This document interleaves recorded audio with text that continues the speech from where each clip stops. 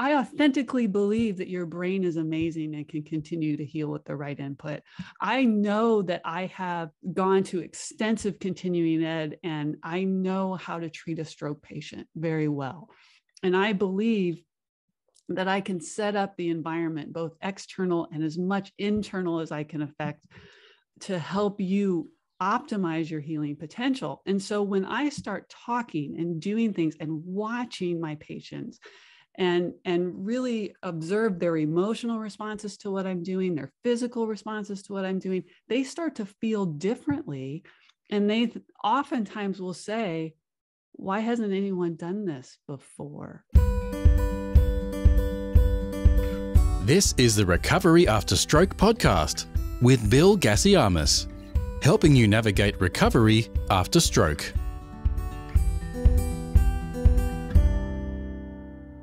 Hello and welcome to another episode of the Recovery After Stroke podcast.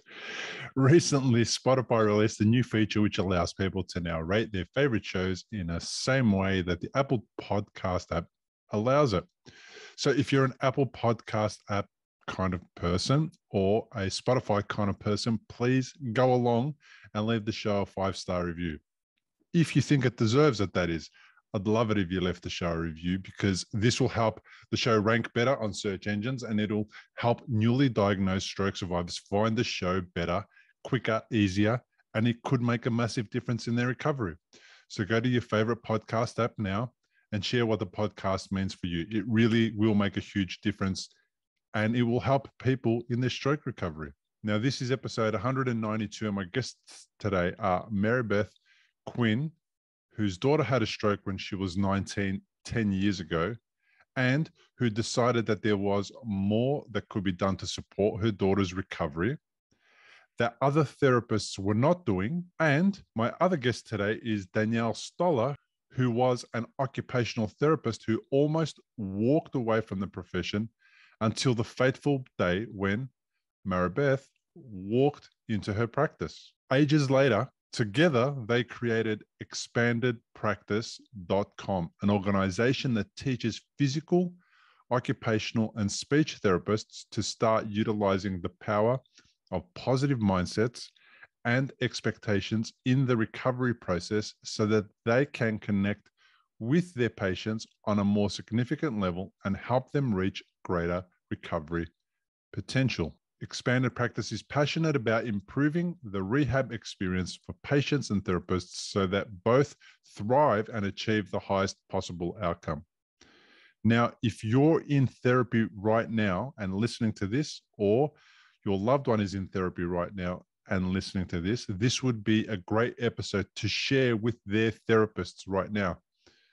They are probably looking for new ways to expand their skills and achieve a better work-life balance to become better therapists, better mothers, better fathers, better human beings at home, and also to become better at helping their patients achieve greater outcomes. So just listen to this episode and you'll know exactly what I mean and why I think that you should share this episode. So please do. I hope you love the episode as much as I do. And without further ado, it's on with the show. Marabeth Quin and Danielle Stoller, welcome to the podcast. Thanks. We're so glad to be here. Thank you for being here. Firstly, let me just ask Marabeth to introduce yourself, and then we'll go with Danielle. Hi, I'm Marabeth Quin, and I am a mother of a stroke survivor. So I'm really glad to be here today because we have a lot in common. Wow, we certainly do. And Danielle? I am a physical therapist. I've been a physical therapist for 21 years. And for the last 10 years, I have treated predominantly stroke survivors. Fantastic. So tell me, Danielle, why are you predominantly treating stroke survivors? What's so special about us? Oh, stroke rehab is challenging. It's fascinating. I love working with the brain. I love watching people transform. And I love knowing that the brain can continue to get better with good input and practice. And being part of that and helping a patient through that has really been a great joy for me. So the more I learned about it and the better I got at it, the more I wanted to learn more and get better, because I think there are so many patients that have potential that is untapped. So that's why I like doing this. You need to speak to some of those doctors that tell stroke survivors that, hang on a sec, you've had a stroke, your left side doesn't work, you're probably not going to walk ever again. Yes, those healthcare providers are quite frustrating. And I think it's both Marabeth and I, that's one of our missions, is to do what we do, and maybe more people will hear that those kinds of predictions are just not accurate. And even studies are showing that they're not accurate. So hopefully these doctors that are saying those things will catch on, because it's just not true. And it's not helpful for the patient at all to hear that.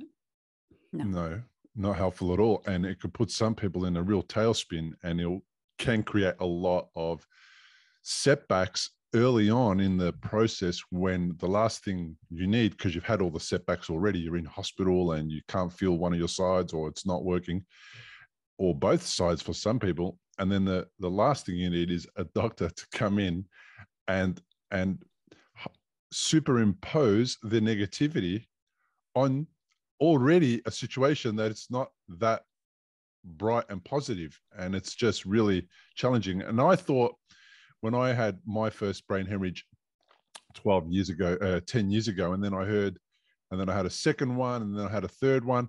Like, when I had that happen, I thought that doctors were saying that then, a long time ago, when it was like back in the day. Well, they're not. They're still saying it now. I get comments from people regularly who tell me that the doctor said this and the doctor said that, and they're reaching out for support to find out, is it possible to get better and overcome that, even though I've just started this process, or I'm 12 months in or 18 months in. Yeah, it's crazy. I don't understand at all why doctors are saying that.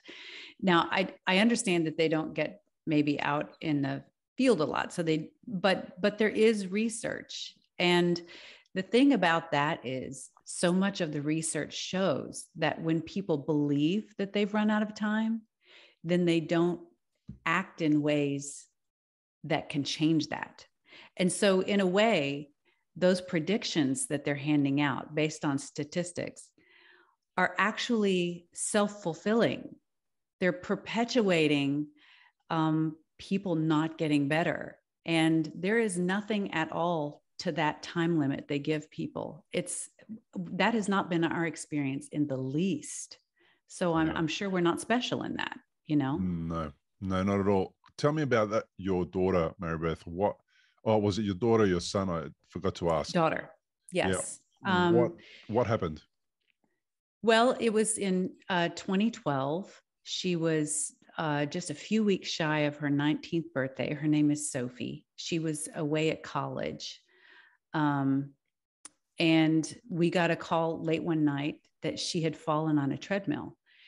So thinking that it was nothing too big, we sent her brother, who was also living in the city, where she was in Chicago, and we sent him to the hospital and said, go check on Sophie. And he called us and said, well, I'm here. I think she knows who I am, but Mom, she's not talking. And in that moment, I think I realized, well, this is something. Something has happened. And during our drive to Chicago, we definitely got the call, your daughter's had a massive stroke. And there it was. I didn't know anything about stroke at that time. I didn't know young people could have a stroke. I didn't know what it meant for your life when you have a stroke. I was completely a blank slate. But I decided that I was not going to listen to anyone. I was just going to believe in possibilities and believe in my daughter. And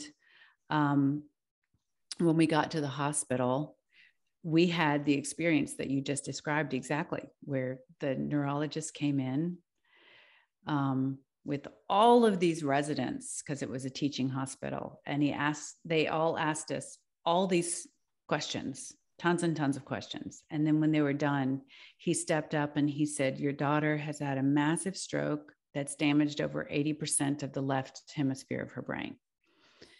And then he looked at her and he sort of shook his head and he said, she might walk again with a cane. And then he left the room.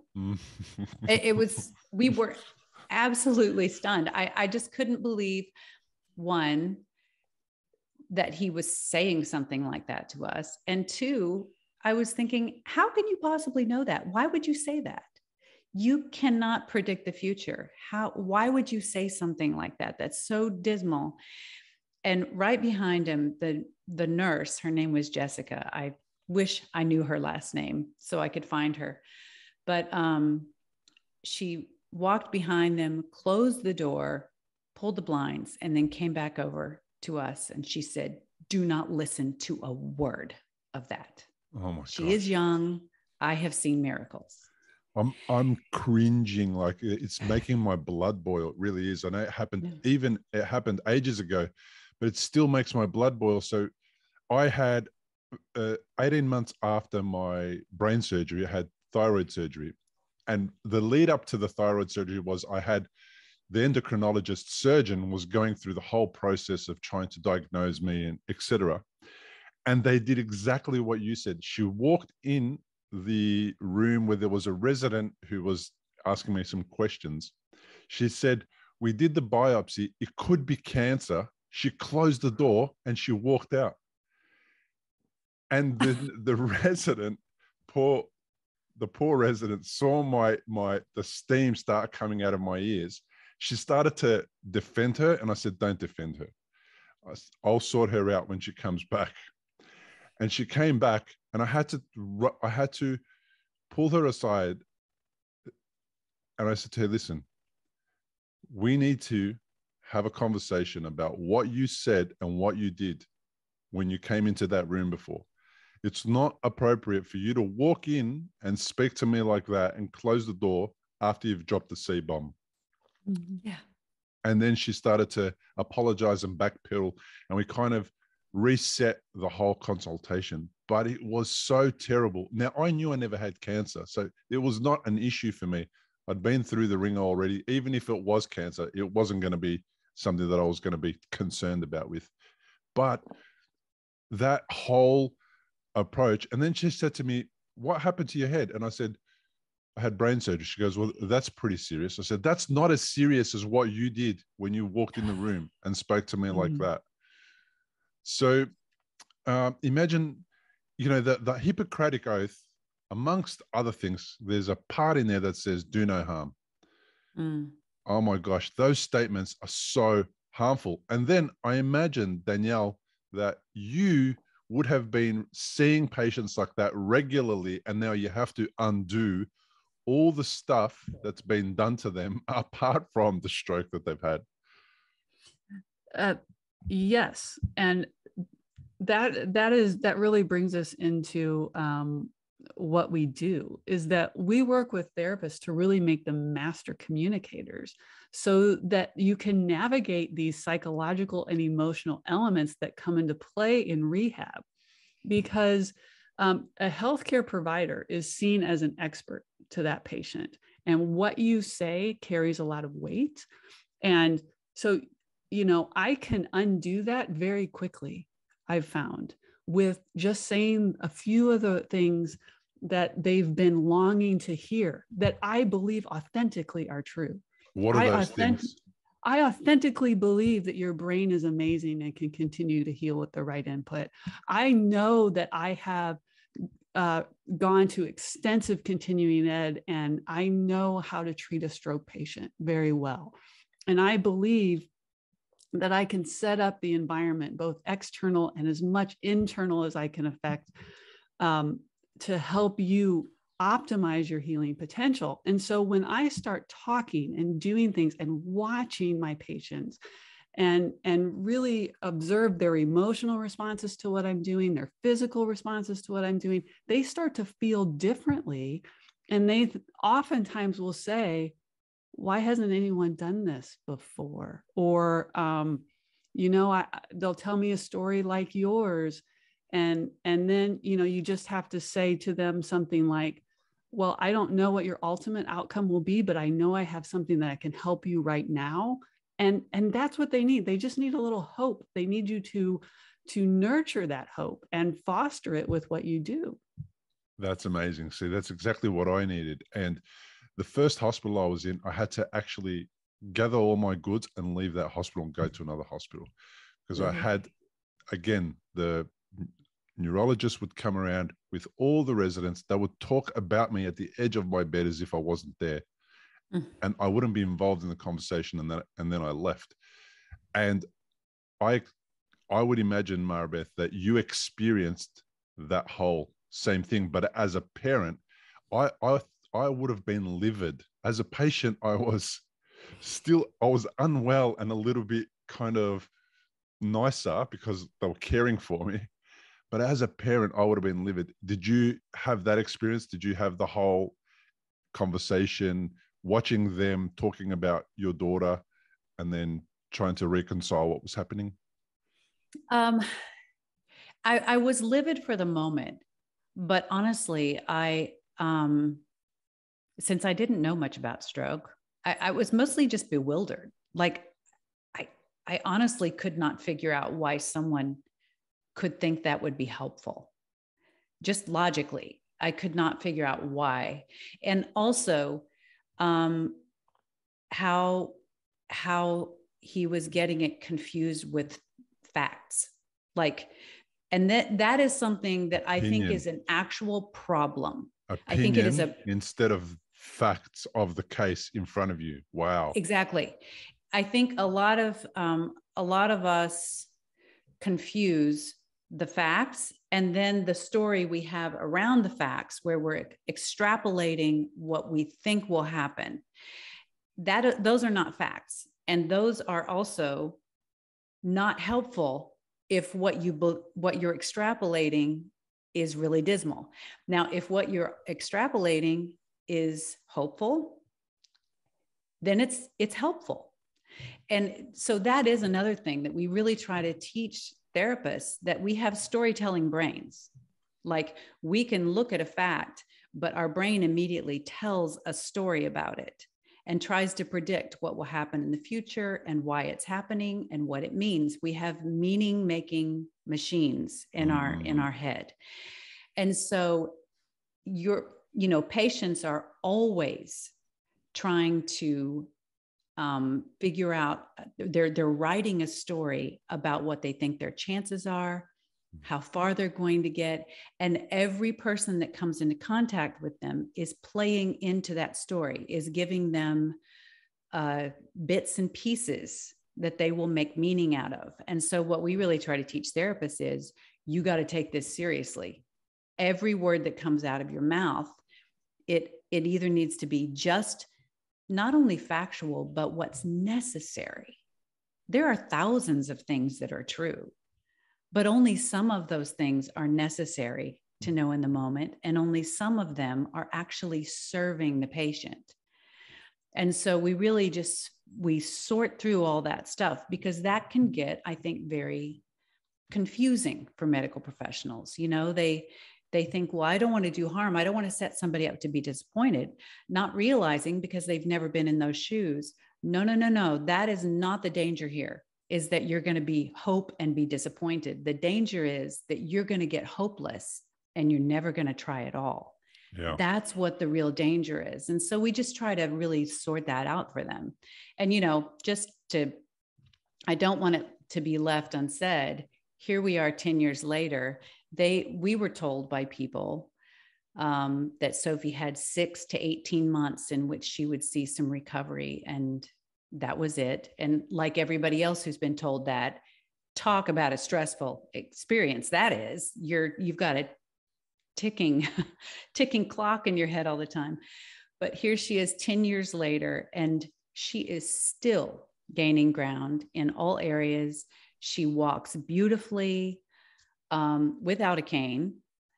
And she's, you know, she had global aphasia and was completely paralyzed on her right side. And, you know, she's got great movement in her arm again. She's still working on hand function. But like I said, she walks beautifully, and she couldn't talk for years. Like, and I mean, literally, like, couldn't tell you a thought. And now she is talking in mostly complete sentences, and she's read like 140 books in the last 2 years. So this time limit business needs to go away. There is no time limit. It's all about just continuing to give your brain good input and repetition. You can keep getting better. I just realized I forgot to ask how you guys came together. We're going to do that next. Danielle will tell us that next. But before we do that, I'm going to offer some rules. I'm sure that most of the people that you're teaching have seen Fight Club. And the first rule of Fight Club is we don't talk about Fight Club. The second rule of Fight Club is we don't talk about Fight Club. So the first rule of occupational therapist school should be make no meaning in your head. And the second one should be do not offer that meaning. Should you make it against our advice, do not offer that meaning that you've made in your head to the other person that you're supposed to be helping. So that you're starting from a fresh blank slate, and you're allowing the recovery to emerge rather than setting parameters on how the recovery should look.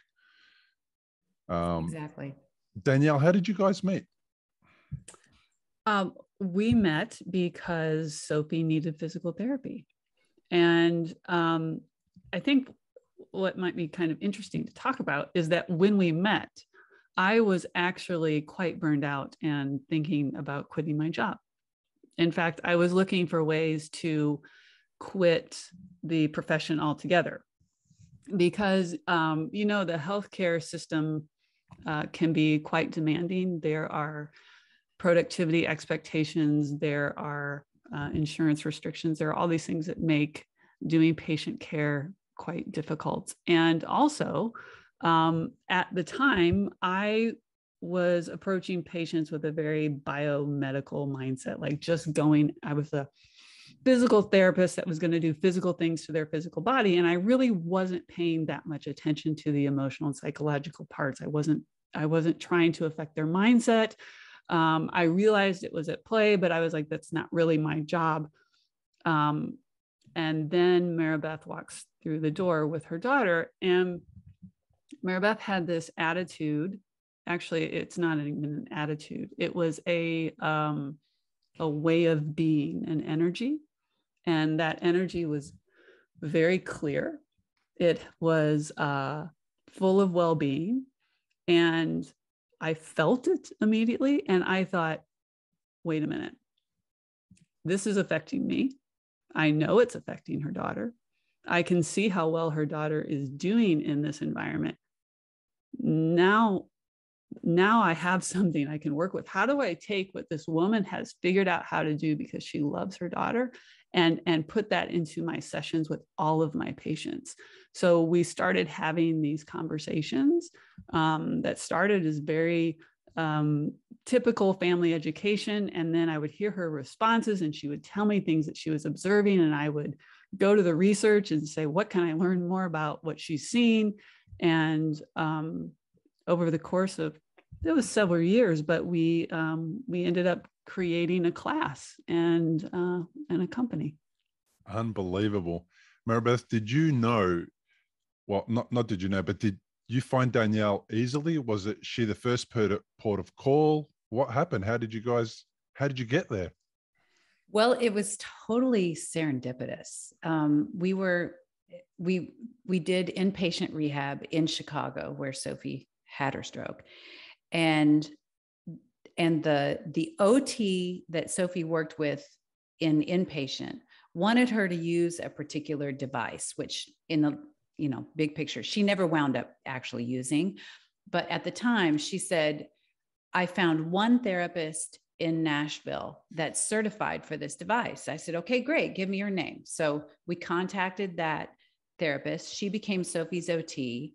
And of course, she immediately said, I would never use this device.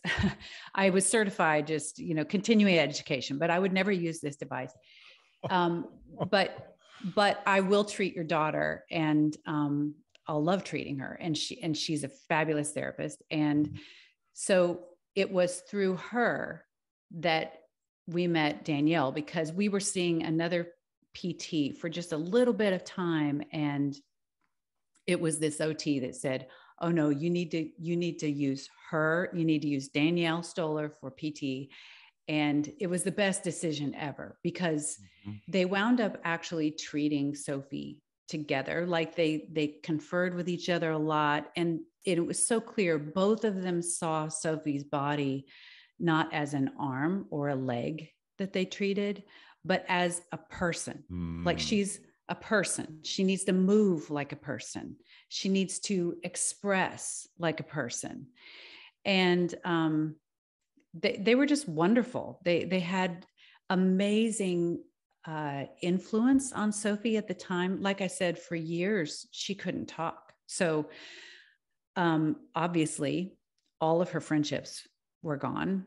When you can't have a conversation and you're so physically altered. She was really sick for a long time. So they were not only the people that were putting her body back together, but they were her friends. Like, other than us, they were her social network. They were the people she laughed with. They were the people that sometimes she confided in. They were completely and utterly necessary in this way to her recovery. And, that's the other thing, that when I saw the influence they had, therapists are with patients more than any other medical professional those patients have, like exponentially more, hours and hours more. They get to actually create a relationship, like an actual friendship, sort of, I get to know you, you get to know me sort of relationship. There's incredible influence in that. They're also viewed as the expert. So everything that comes out of that therapist's mouth, that patient is going to be greatly influenced by. So if that person has a really good outlook on what their chances are and what their future is, they can influence that patient in that way.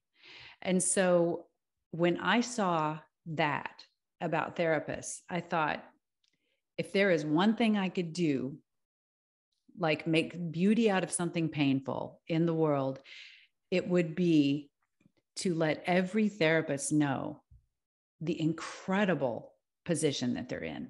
Because what I mostly saw is that they didn't realize they had that power. They didn't realize that that's the role they could play. Some of them played it here and there in a natural way, but a lot of it I just saw, they don't get, most therapists get hardly any education in like the psychological component or the emotional component of what their patients are going through. And as you know, mindset in a long recovery that's where it happens. Mindset's that's number what one. Keeps you going. Yeah. The book I'm writing is going to be Mindset Chapter 1, and everything else comes after that. And the reality is if I could actually make the emotional recovery number one, I would.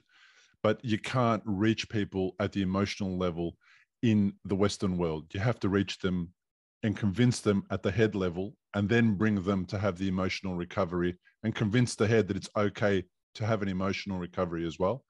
So unfortunately, mindset is first because of the way that we treat the head, the head being the intelligence that has been given the most credibility out there in the Western world. So we've got to start there and then lead them to the emotional recovery, and then bring them back and convince the head to do all the other holistic part of the recovery. So I love how you guys spoke about holistic. Danielle, I imagined in my head that as Marabeth was talking about her experience meeting you and vice versa, I imagine that you were at that point where you were ready to leave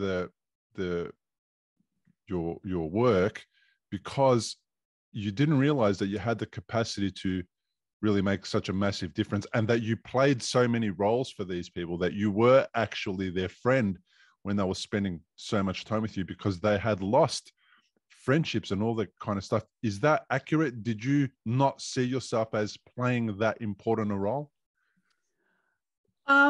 It's partially accurate. You know, I've always been a kind and compassionate therapist, right? I've always cared deeply about my patients and wanted the best for them. And I did know that I was some sort of social support for them.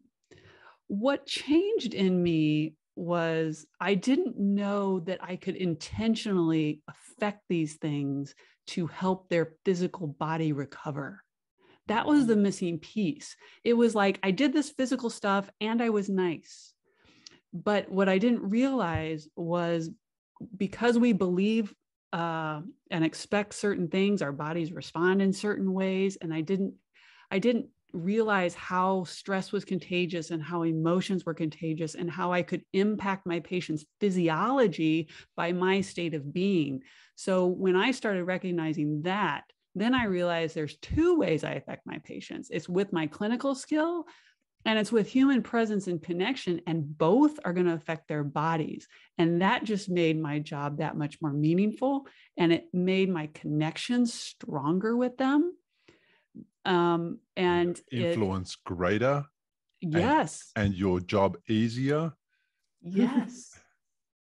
All of that. And when that started to happen, I thought, I can't be the only one that knows about this. Other therapists need to know about this. And so I just wanted to share it. And Marabeth is the perfect person to partner with, because when we blend our two perspectives, you get this whole picture of a patient. You get what happens outside of the clinic, and you get this perspective from a caregiver. And, you know, Marabeth is very wise, and she's very intuitive and insightful. And so it really takes a clinician's mind and kind of goes whoosh.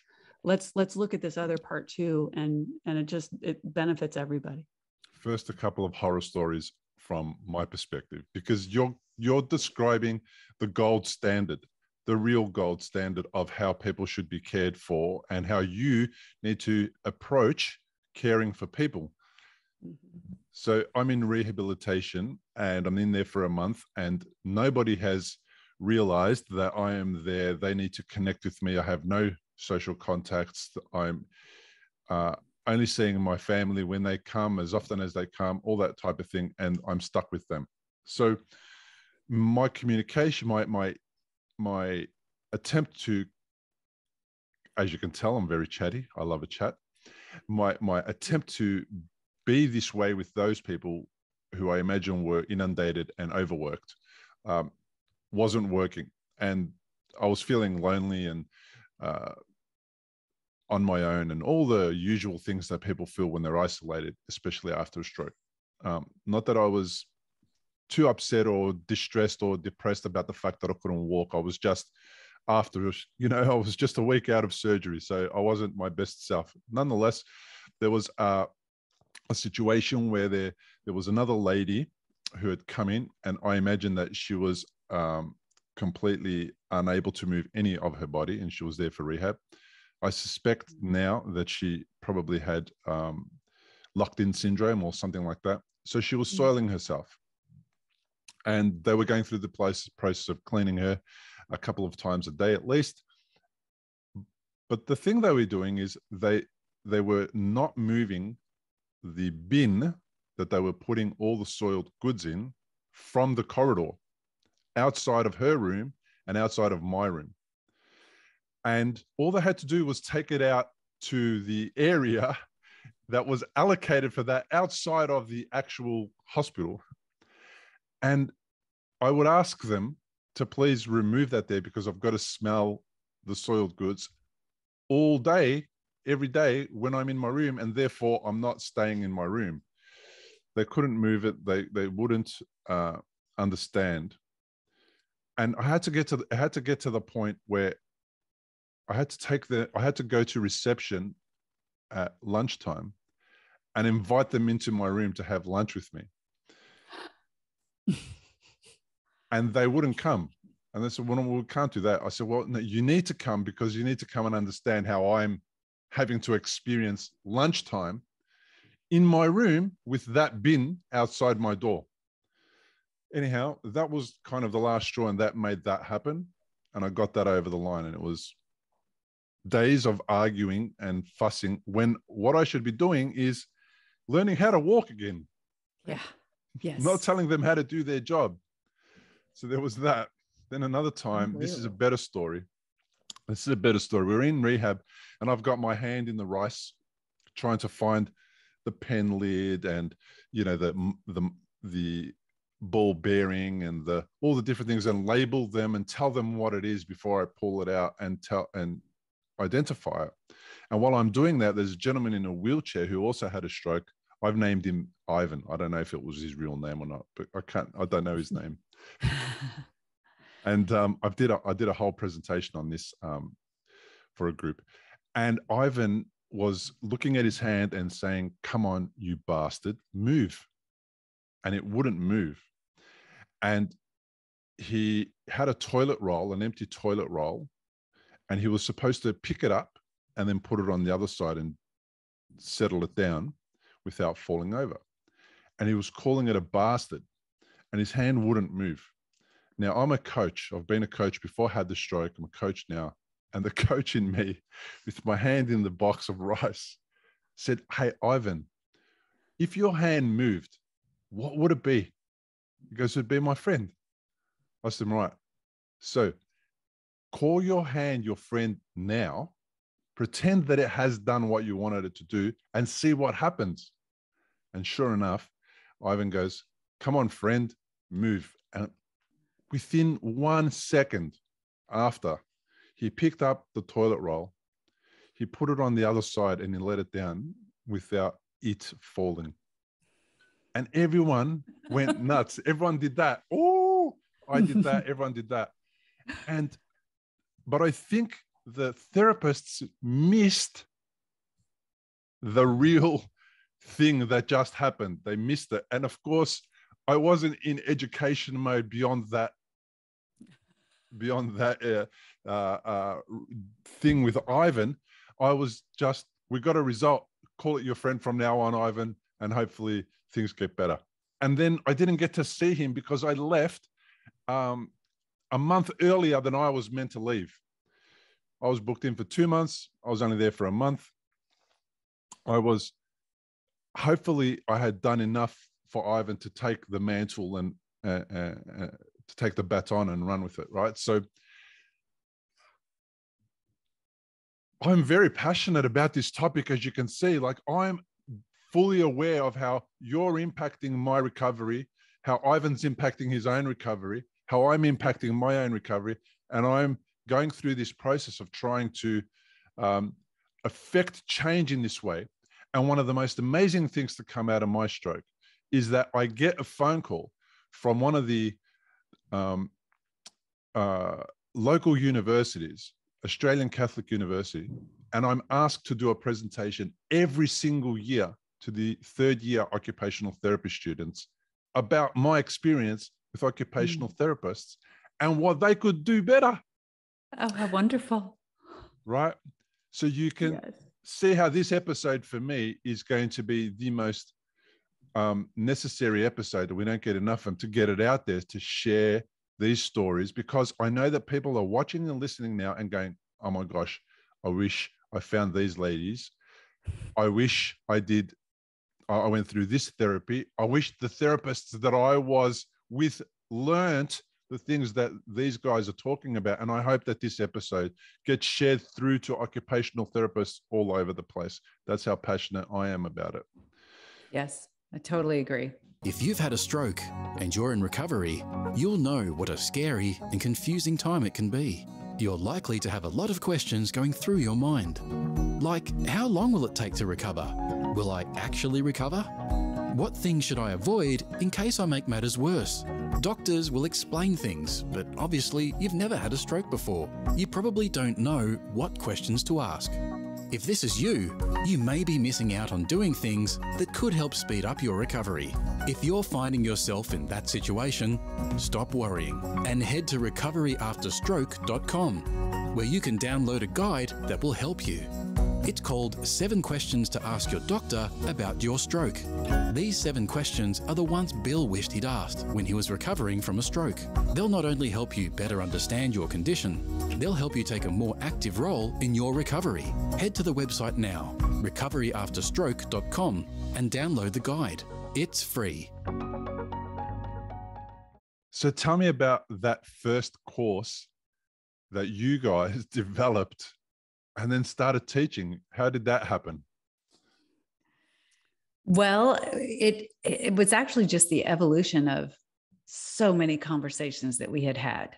And it wasn't like either of us started out going, you know what, it's my dream to have a company and let's teach this stuff. Like it literally just happened organically, to the point to where our conversations were such that we were like, we've got to do something with this. And so it really is an introduction into a new way of looking at what's happening in the rehab experience. We talk about all sorts of different things. We talk about much of what we've talked about here, how our brains are storytelling, meaning-making machines, and how hope is actually a medical necessity. Like, you cannot make this journey without hope. And so hope, therefore, is something that is not, well, first you have to make sure you don't trample it, but then figure out responsible ways to nurture hope in your patients, because it seems to be even part of the emotional side of a physical healing process. And then, we go on and we talk about how therapists can sort of branch into following their intuition more, like really paying attention to how their patients are feeling, using those emotions as sort of messages or ways to know which way to go, and just try to give them a whole new look at what is actually happening in that patient and what their role could be in it. What would you add, Danielle, to that? I would say the first course we did was a 3-hour continuing ed course. And each one of the things that we've developed since then, we have something that we keep in common. And what it is we give the therapist a framework that they can use so that they can repeat things. This is accessible, it's easy to use, and it's repeatable. So it's, so that moment like you had with Ivan is something that I could do with the next patient too, because that's what we want. So, the framework we used in that first class called Writing the Rehab Story was for this therapist to ask themselves 4 questions. And we get into this, but if you could just ask yourself these 4 questions: what am I thinking? What am I conveying? What am I feeling? And then how am I stabilizing? Because it all has to start with you. Your true feelings and emotions are going to leak out through your body language. It's going to reflect the exact story you're telling. Emotions are contagious. What you feel, they are going to feel. So you have to learn how to stabilize. So that's where we started. And then we've just developed from there. When COVID hit, there were no live classes anymore. So we pivoted, and now we have an online program. And that's, we've been talking about mindset. Mindset is the lens through which you see the world. It's important for the patient. It's important for the therapist. So it's called Clearing the Lens. And there's a structure for that one as well. But, just like when you had that interaction with Ivan, I can imagine when he was successful, you felt great too. You felt great when you gave him the key to success right there. You gave him that little nugget that made him change his performance. So this is, as a therapist, you're looking for that all the time. You're looking for that win. And that's why it just makes you feel better about your job. Not only is your patient improving, but your job satisfaction is going up. And your home life is improving because you're doing that unconsciously at home as well. You haven't realized that you've taken those skills that you learned in that occupational therapy additional training room. You're taking it home because everything is a loop, because it worked at work. It's going to work at home with your children. Yeah. Yes, exactly. And I was going to add that the story you told about Ivan, it just reminded me so much. One of the concepts that we teach therapists is you're not just rehabbing a body, you're rehabbing a relationship. You're rehabbing the relationship that person has with their body. And one of the things that a lot of people don't understand about when something like this happens to your body, the relationship that you're required to have with your body so you can move forward is deeper and more full of self-compassion than you ever had to before this happened. Like it forces you into those places. And if you don't go, then you're just left with what sort of happens naturally in the body, right? And all of those, the conflicts and the understandable frustration and even maybe just anger at your own body, that actually fuels what's happening physically in a negative way. And it's easy to see, how that happens. And it's easy to see how when someone can learn how to relax and have a little bit of compassion, see their body as their friend or their brain as doing its best for you, actually doing miraculous things by rewiring. When you have those feelings, you see those played out in the body physically as well. And so they're paired. The emotion and the physical, they're paired up, they're linked up always. And so when therapists know this and they're looking, what emotion is getting linked up with what we're trying to do here physically, then it is a huge impactor. I had, for the people watching and listening, we glossed over Ivan. Danielle did the whole woohoo. I did the whole woohoo. That was me, like in the room, that's exactly what happened. But what people don't realize, what Ivan did by changing his words, he decreased his blood pressure, he decreased his cortisol levels, he decreased the tone in his muscles, he increased the good, he increased serotonin and oxytocin, and he did all of those things just by changing that one word. In the song that Cher sings on a big ship to a whole bunch of sailors, the words go, words are like weapons. They wound sometimes. If I could turn back time, right?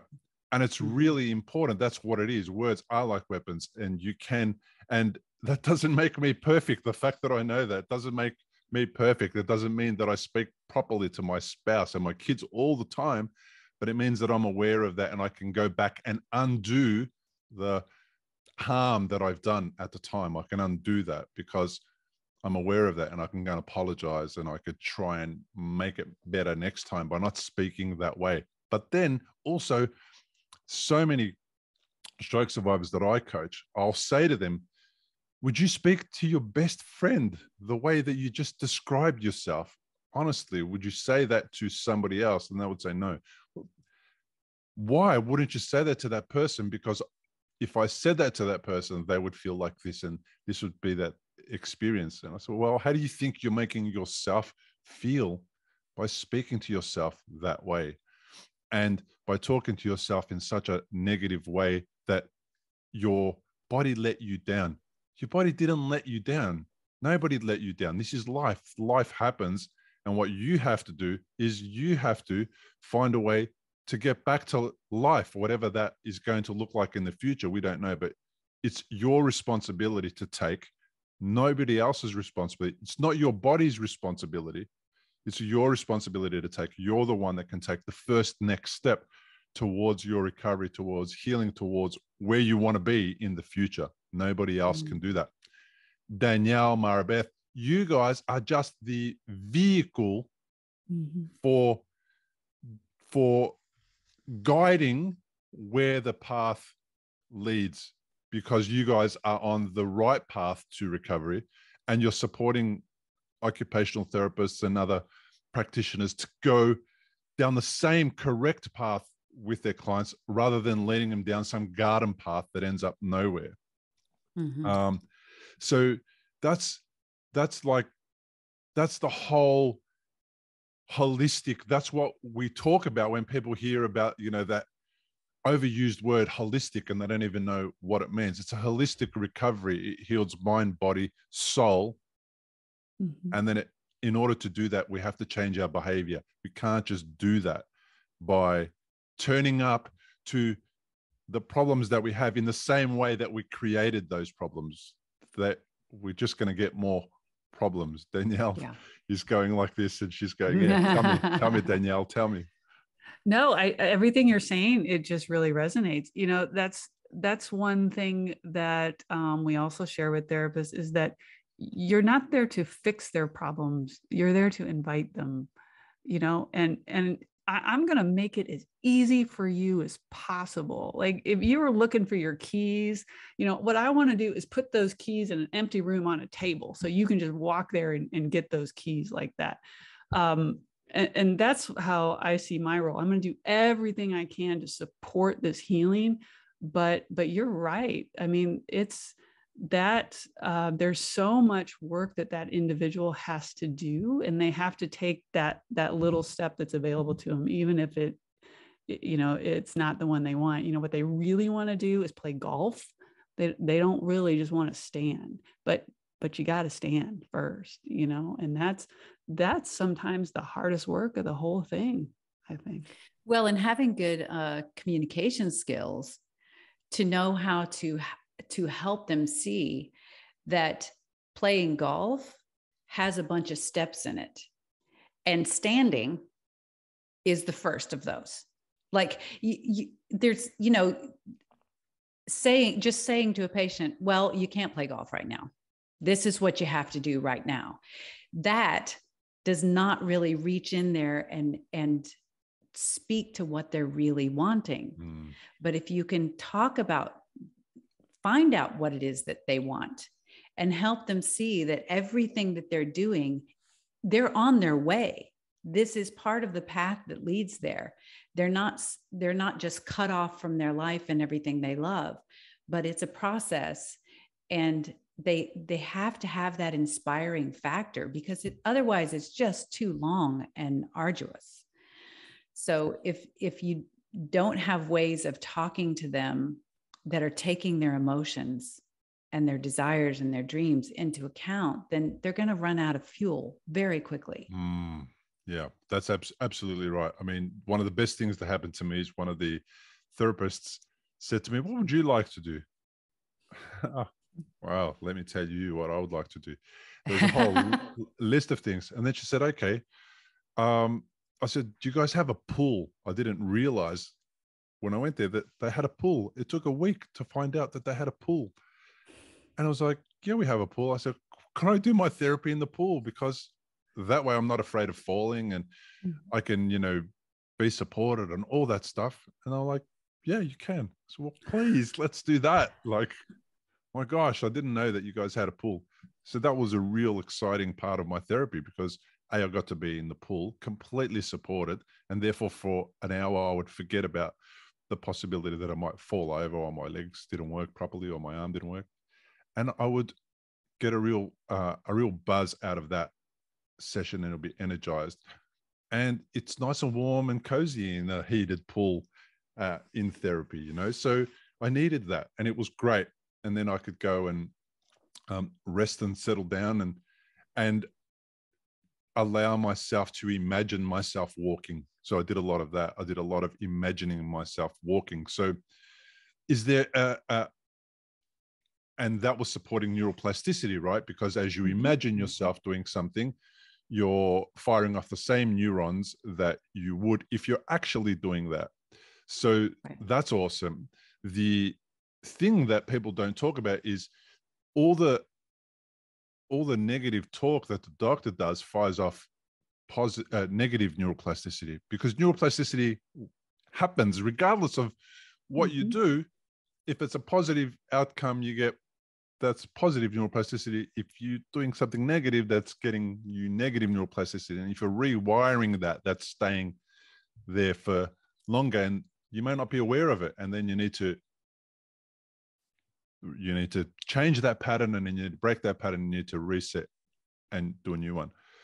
So do you guys have these conversations with the therapists? Do they understand the concept of plasticity and neuroplasticity, and that there's this negative element to it, Danielle?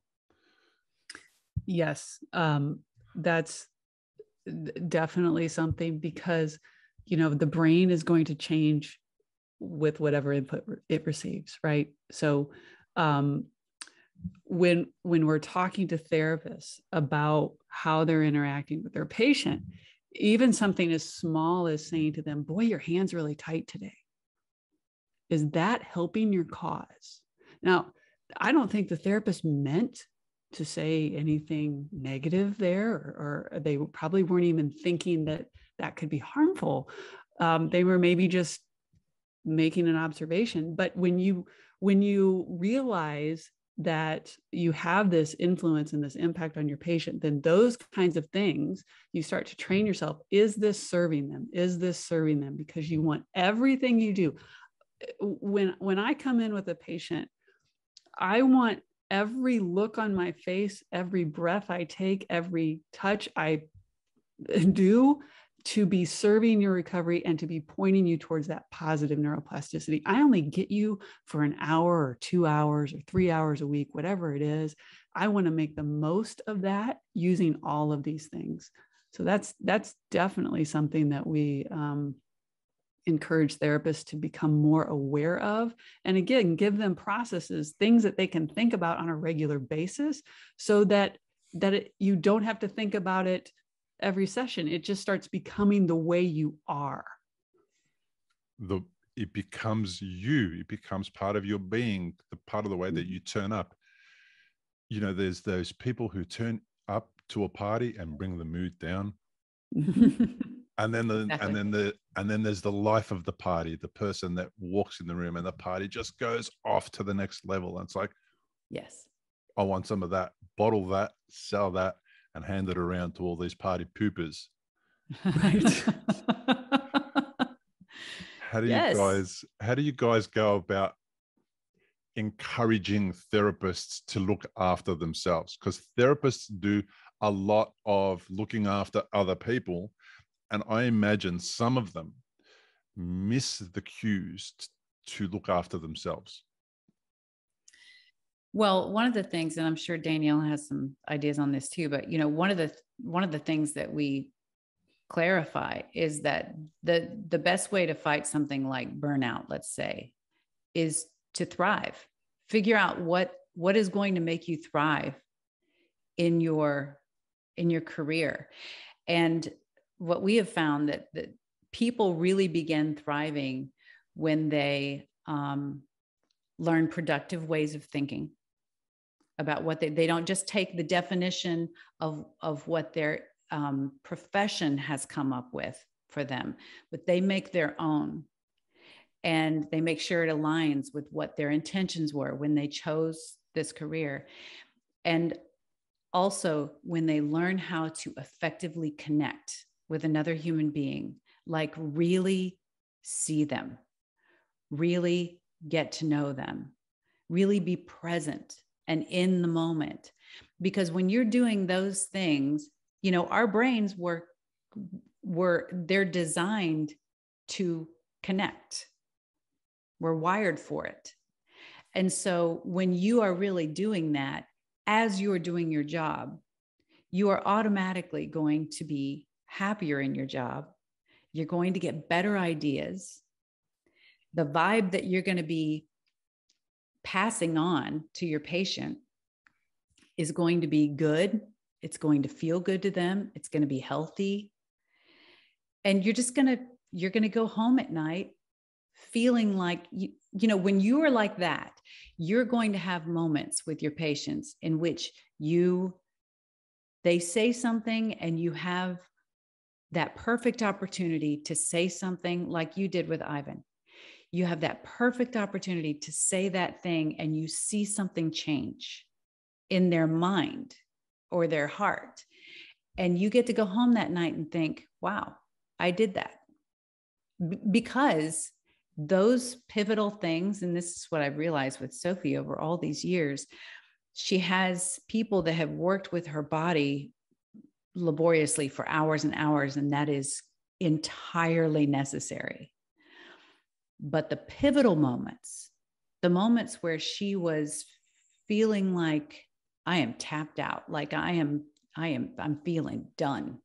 This is too hard. Those pivotal moments were when someone connected with her and said something that helped her change the way she was thinking.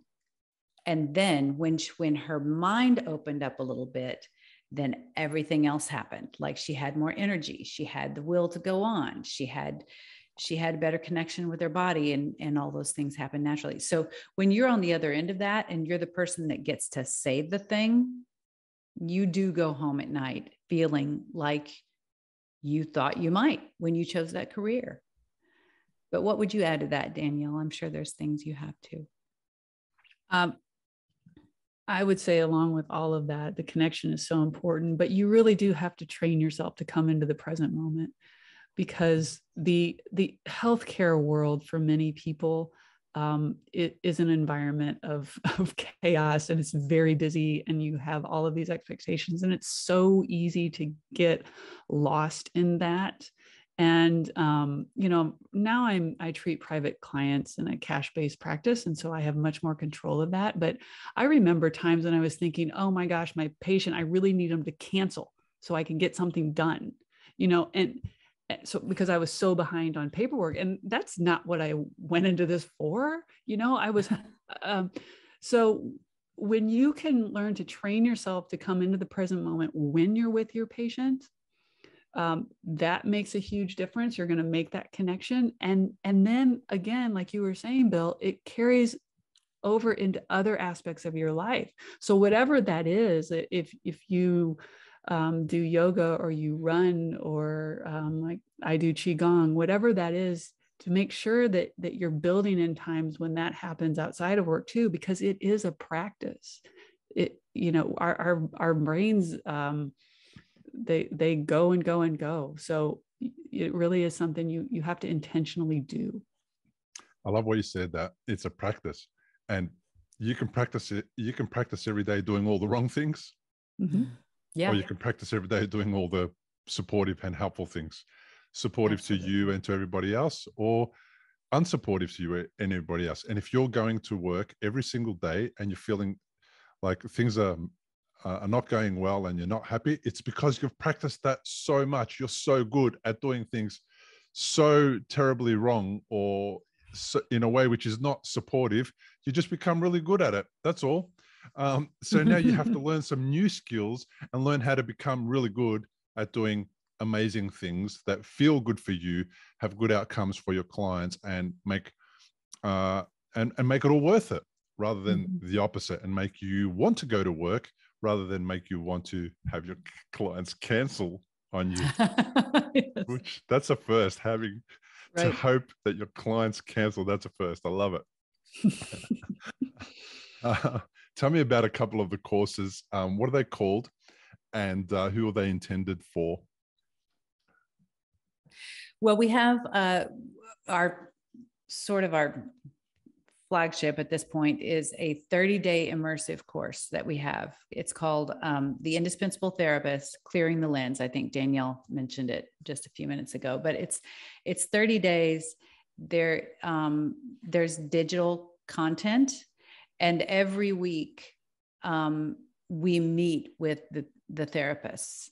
And that way it isn't just disseminating information and it remains conceptual and they go on with their life.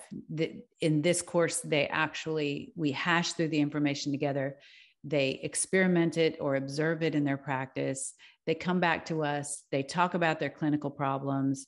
We go through different scenarios with them, and we talk about what worked, what didn't work, and they get to practice these things. So they actually make it into their practice, and they get to see the results as well. And by the end of the 30 days, you're in a solidly different place than you are when you began. So that's our main course. And we also have a class called How to Communicate with the Healing Brain Like an Expert. It's strictly digital. There are CEUs that go with that course. And that class is, you just take it online, and it is all about communication, but it's not just about what you say, because, some of the research says that up to 93% of our communication is nonverbal. Yes. And so we really go into what is that nonverbal communication? What does it look like? What are the practical applications of changing that or paying attention to that? And it gets very practical in that class. It's an excellent class. Even if you don't work in neuro, that's a great class, because as long as you're working with a human being, you're working with the brain. I mean, I don't have a stroke, but neuroplasticity is working with me every day. It's working with all of us. And so that's an excellent class as well. And we also, and I wanted to be sure and get this in, just in case there are therapists listening, we have a monthly therapist meeting that's free. It's just online. It's the last Tuesday of every month. You can sign up for it on our website, but it's called Where Are You Stuck? And it's just an hour long, and therapists of all disciplines come, and they get to actually talk about these things, learn a little bit, and share their expertise, share their problems, and get feedback from other therapists who are really trying to grow. So that's a great resource. There's nothing like finding like-minded individuals and then sharing what you've just learned, because sharing what you've just learned and speaking about it helps cement it and keep it in the front of your mind, and it creates more neural pathways to make sure that it becomes embedded. I love the sound of these courses. I love the names of them. The Indispensable Therapist Clearing the Lens, 30 Days to Combat Burnout plus Build Resilience Without Ever Having to Quit Your Job. Everything you can possibly want at the end of 30 days. That's right. Brilliant. You don't have to quit. No, not at all. How to communicate with the healing brain like an expert. I mean, everybody should be able to communicate with a brain, but a healing brain even better, facilitating an optimal healing environment in the mind and body of the patient. Oh my gosh. There's clearly a lot of thought, a lot of effort has gone into A, the courses, B, the titles. Every aspect of that begins to build those neural pathways for these people before they've even started the course. It's already set them on the right path to achieving being that version of themselves at the end of the course. And that is very rare to see. It's very uncommon, and it's very needed and very necessary. And I want to talk about if you think you're an individual who can't make a difference in life because you're only one person, and what can one person possibly do? Well, I want to just circle back and talk about the mum whose 19-year-old daughter 10 years ago experienced a stroke and decided as an individual to do something about it, and find this other amazing therapist who on her own was doing all this amazing work and feeling like there was a possibility to that it wasn't working anymore, and it was about to walk away from this whole thing.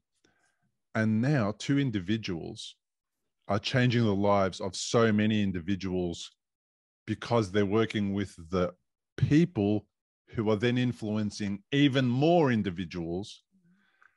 And oh my God, guys, you are the dream team. Like, you're my dream team. That's kind of who I wanted to be involved with and working with. And I'm so glad that we connected this way, because what I hope that will happen from this podcast episode is every person listening who is a stroke survivor or a caregiver of a stroke survivor is going to share this with their therapists, and it's going to then go to the rest of the therapy community all throughout the world. But let's start locally in the United States, wherever you guys are. And what I'm going to do is I'm going to have links to all of this, all these courses and everything in the show notes so people can find them easily. And we'll hopefully get a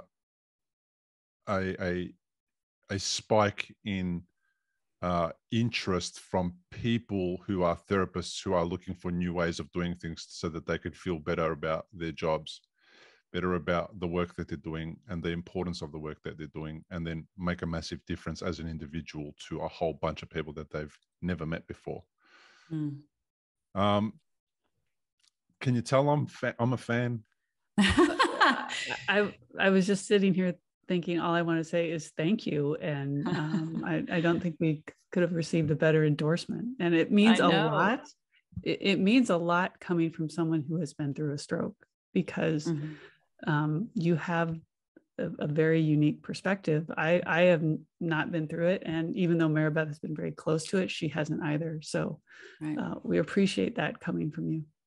Yeah, yes, it's my pleasure. Marabeth, I mean, I wish you'd never been down this road. Let's be honest. I wish you'd never experienced your daughter having a stroke, but you did. And instead of becoming all cynical and critical and negative about it, you did the opposite. And it's not what happens to you, it's how you respond that makes the difference. So thank you for thank you for being the kind of mum that, you know, decide to lay it all out on the table and then just go for it, and then doing what you did for your daughter and your family firstly. Then thank you for continuing to learn things, and then realize that learning that you've gained is going to be useful for other people. And well, I there's no hope point so, learning yes. all that stuff and keeping it to yourself. What's the point? Exactly. And, you know, if we can all figure out how to process the painful things and maybe make something beautiful, that is the redeeming part, right? Is when you realize the gifts, maybe not from the actual event, but from the way it's changed you, the way you're different, the way your life is richer in some ways, and the way that you find that you can do far more than you ever dreamed you could. I mean, I witness that every day in my daughter. She's amazing. We can all do so much more than we think we can. And you're the richer for it in the end. Might be a little beaten up, but yeah. Such an extraordinary human being. And stroke survivors, to me, you know, I know a lot of people wind up with physical deficits, but the humanity and the spiritual side of them, what the heights that they are forced to go to, or that many of them choose to go to, is off the charts as far as who they are as a human being. And I always see that part because it's just an extraordinary thing. Yeah. I love always referring stroke survivors back to the main man who is the epitome of achieving amazing things under the most hostile and difficult conditions. And that's Stephen Hawking, the great late Stephen Hawking. Yes. Who lost every capacity to communicate or operate in the world and managed to become one of the most renowned physicists, I believe he was, in his field, most renowned. So if it's possible for somebody to exist in life just by being slumped on a mobility scooter and make such a massive difference, then it's possible for everybody to make a massive difference somewhere, somehow. So on that note, thank you so much for reaching out, and thank you so much for being on the podcast. I really appreciate you both. Oh, thank you so much for having me. This was a complete joy and pleasure. Absolutely. Can't wait to read your book too. I'll be sure to let you know when it's available. It's one of the hardest things I've ever had to do is write a book. Oh my gosh, that is such a difficult task. But I'm 3 chapters complete, and I'm halfway completing most of the other chapters. So I'm getting there. Good. Can't wait. Fantastic. Thank you so much for joining us on today's episode. You may have worked out that these 2 ladies would have been my dream team. To have with me on the road to recovery would have been amazing.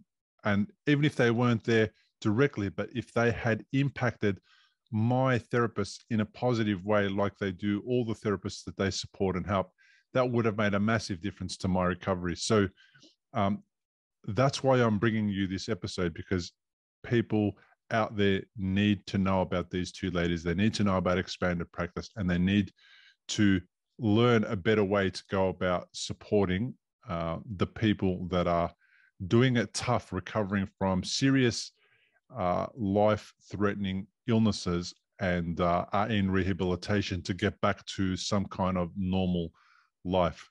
So also, please comment, like, and share this episode. If you are watching on YouTube, leave a comment. Let me know what you think of the episode. Subscribe to the channel and hit the notification bell to get updates of new episodes as they become available. The more interactions an episode has, the more the algorithm will push the episode out to the people that need to see it, and the greater impact these 2 amazing ladies will make in the world. Go to expandedpractice.com to find out more about them. Thank you so much for being here. I really, really appreciate it. I will have all their links in the show notes. So just go to recoveryafterstroke.com/episodes to find this episode, and you'll be able to get all the show notes from there. Thanks again for listening. I really appreciate you. Importantly, we present many podcasts designed to give you an insight and understanding into the experiences of other individuals. Opinions and treatment protocols discussed during any podcast are the individual's own experience, and we do not necessarily share the same opinion, nor do we recommend any treatment protocol discussed. All content on this website and any linked blog, podcast, or video material controlled this website or content is created and produced for informational purposes only and is largely based on the personal experience of Bill Gasiamis. The content is intended to complement your medical treatment and support healing. It is not intended to be a substitute for professional medical advice and should not be relied on as health advice. The information is general and may not be suitable for your personal injuries, circumstances, or health objectives. Do not use our content as a standalone resource to diagnose, treat, cure, or prevent any disease for therapeutic purposes or as a substitute for the advice of a health professional. Never delay seeking advice or disregard the advice of a medical professional, your doctor, or your rehabilitation